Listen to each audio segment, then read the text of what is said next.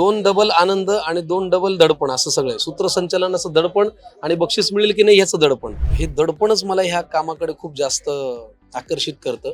कारण कलाकारांनी अस्वस्थ असणं ही कलाकार जिवंत असल्याचं लक्षण आहे. नाटकाचा प्रयोग रोज तीच वाक्य आहेत, रोज त्याच जागा आहेत, रोज तीच सहकलाकार आहेत, पण रोज तिला आय लव्ह यू म्हणताना तेवढ्याच मनापासून म्हणायचं असतं. या नाविन्याची मजा नाटकामध्ये आहे, जी मला नाटकाकडे खूप आकर्षित करते. मला म्हणाले तुझं काम बघून मला बाळ कोल्हटकरांची आठवण आली. तर हे मला खूप छान वाटलं. मला आत्ता सांगताना अंगावरती शहारा आला. आणि अशोक सराफ सर मला हे म्हणाले, मी आजपर्यंत जेव्हा जेव्हा नाटकाचं पहिलं पाकिट मिळतं ना, तेव्हा तेव्हा ते नटराजाच्या समोर ठेवतो आणि माझ्या बाबांना देतो. हॅलो नमस्कार फ्रेंड्स, मी मज्जाची नीलमजी. नाट्य गौरव 2026च्या रेड कार्पेटवर संकर्षण दादाने एंट्री घेतली. कसं आहे? एकदम टकाटक छान.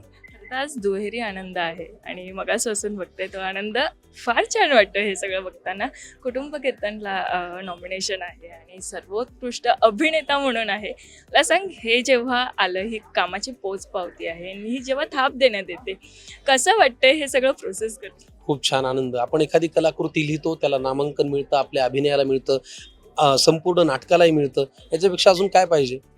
म्हणजे लिखाणाची ही दखल घेतली असाही आनंद होतो, अभिनयाची घेतली असाही आनंद होतो, त्यात सूत्रसंचलन, त्याच्यामुळे मजा येते. माझ दडपण कसलं आलंय, म्हणजे अवॉर्डचंही आलंय की सूत्रसंचालनचंही? आज ना सगळं बॅलन्स झालेलं आहे. दोन डबल आनंद आणि दोन डबल दडपण असं सगळं आहे. सूत्रसंचालनाचं दडपण आणि बक्षीस मिळेल की नाही ह्याचं दडपण, आणि सूत्रसंचालनाचा आनंद, नॉमिनेशन आहे याचाही आनंद, असं सगळं तराजू आज बॅलन्स आहे. अगदीच. पण कलाकार म्हणून आम्ही वेगवेगळ्या प्लॅटफॉर्मवर तुला बघतो, पण एक असतं ना की कलाकार आणि नाटक हे एक जिव्हाळ्याचा विषय असतो आणि तू जिथे असशील तिथे नाटक असतं, हे आम्हाला माहितीच आहे. मला हेच जाणून घ्यायचं, कलाकार म्हणून एक असं काय गोष्ट आहे जी रंगभूमीकडे आणतेच तुला? आत्ता जे दडपण आहे ना, तेच हे दडपणच मला ह्या कामाकडे खूप जास्त आकर्षित करतं. कारण कलाकारांनी अस्वस्थ असणं ही कलाकार जिवंत असल्याचं लक्षण आहे. आणि नाटकामध्ये एक गोष्ट फार सुरेख आहे की दर दिवशी तुम्हाला तेच वाक्य बोलून प्रेक्षकांना इम्प्रेस करायचं असतं. म्हणजे रोज तेच काम नव्याने करणं. आपण गृहिणीला ग्रेट का मानतो, माझी आई किंवा तुझी आई ग्रेट का? रोज तीच भांडी घासायची आहेत, रोज तीच पुसायची आहेत, पण रोज तेवढ्याच तन्मयतेने ती भांडी पुसत असते आणि भांडी घासत असते. तर हे काम करताना कोणी तिला थँक्यू म्हणत नाही, म्हणून आपण त्या गृहिणीला ग्रेट मानतो. तसं नाटकाचा प्रयोग रोज तीच वाक्य आहेत, रोज त्याच जागा आहेत, रोज तीच सहकलाकार आहेत, पण रोज तिला आय लव्ह यू म्हणताना तेवढ्याच मनापासून म्हणायचं असतं. या नाविन्याची मजा नाटकामध्ये आहे, जी मला नाटकाकडे खूप आकर्षित करते. अगदीच. पण एक दिग्गजाची अशी असते ना, कौतुकाची थाप जी मिळावी अशी आपण वाट पाहत असतो. आणि मला हे जाणून घ्यायचंय की संकर्षण दादा कोणाच्या कौतुकाची थाप वाट पाहत होता आणि जी मिळाली असेल? परवा आमच्या कुटुंब कीर्तनच्या प्रयोगाला निवेदिताताई सराफ आणि अशोक सराफ सर आले होते आणि त्यांनी नाटकाचा प्रयोग पाहिला.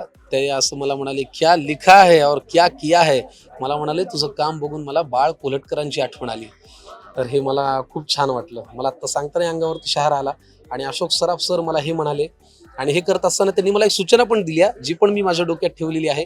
तर एकाच वेळेला अशोक सराफ सरांकडून महाराष्ट्र भूषण अशोक सराफ यांच्याकडून कौतुक आणि एक छोटीशी टीप, ह्या दोन्ही गोष्टी घेऊन पुढे जाणं फार महत्वाचं आहे. तर हे मला फार छान वाटलं. अगदीच. पण नाटकाच्या पहिल्या प्रयोगाचा मिळालेली ती असतं ना की चेक असेल किंवा ते पाकिट असेल, त्याचं काय केलंय? म्हणजे ते पैसे जमवून ठेवलेत की काहीतरी खर्च केला? मी आजपर्यंत जेव्हा जेव्हा नाटकाचं पहिलं पाकिट मिळतं ना, तेव्हा तेव्हा ते नटराजाच्या समोर ठेवतो आणि माझ्या बाबांना देतो.